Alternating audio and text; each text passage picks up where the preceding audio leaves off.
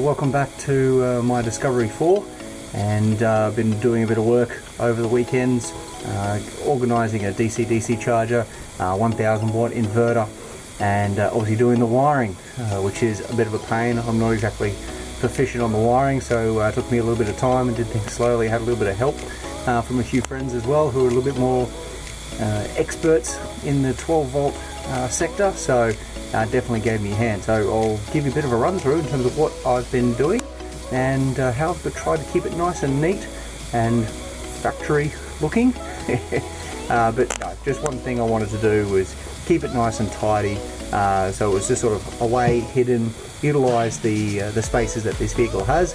Definitely behind some of the plastic panels, there's plenty of space in behind there, so I'll give you a run through and tell me what you think in the comments below. Okay, please excuse a bit of the mess that's still lurking behind here at the moment, but to give you an idea, so as most of you Discovery owners will actually know, on both sides are these little netted areas.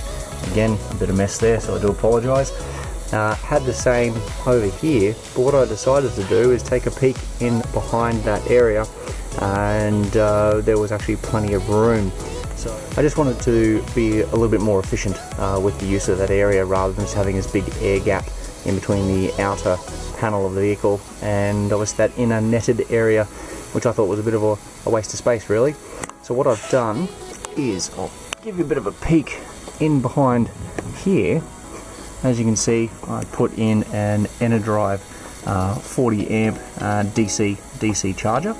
Now, what you won't be able to maybe just see there, just to the right hand side, is a Renogy 1000 watt inverter. I will say that utilising the right cable size is a must.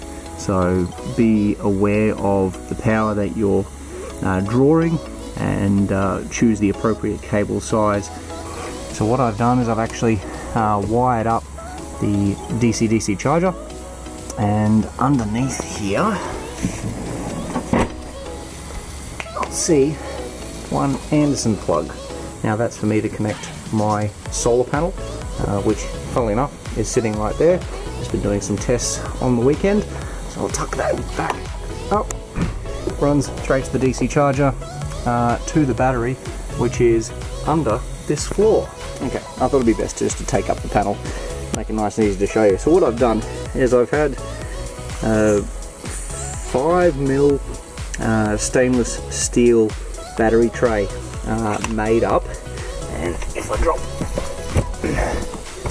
allow a bit more light, you can see with the battery tray I've utilised the high tensile bolts of the rear seat, so it's actually bolted to the chassis, and then with the folds in the battery tray I've just run down to Bunnings and grabbed a few tie downs, utilised on both sides, and then with the cables just tuck them underneath the carpet and underneath those little, I don't know what you call them, the carpeted panels, and fed them through to the likes of the inverter, which is behind there, and through to the DC-DC charger.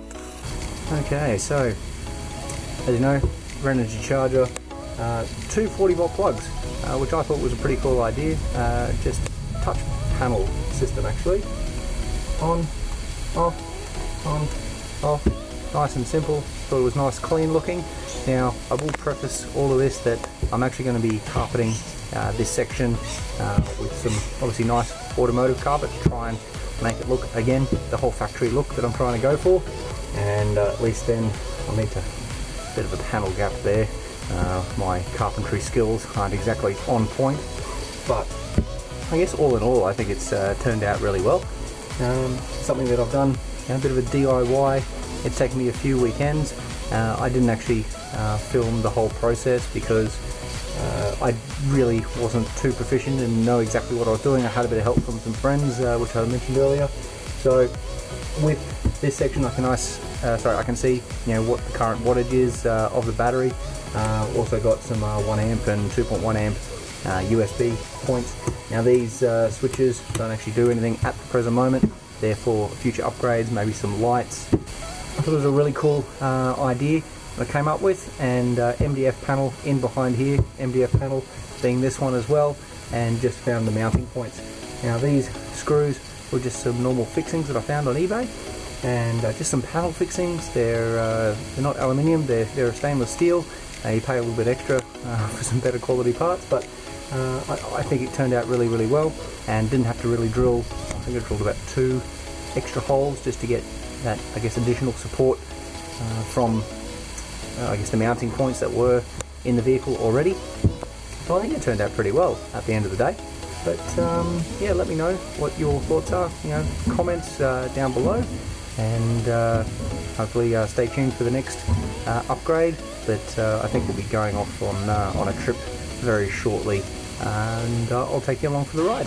All right, look forward to seeing you then.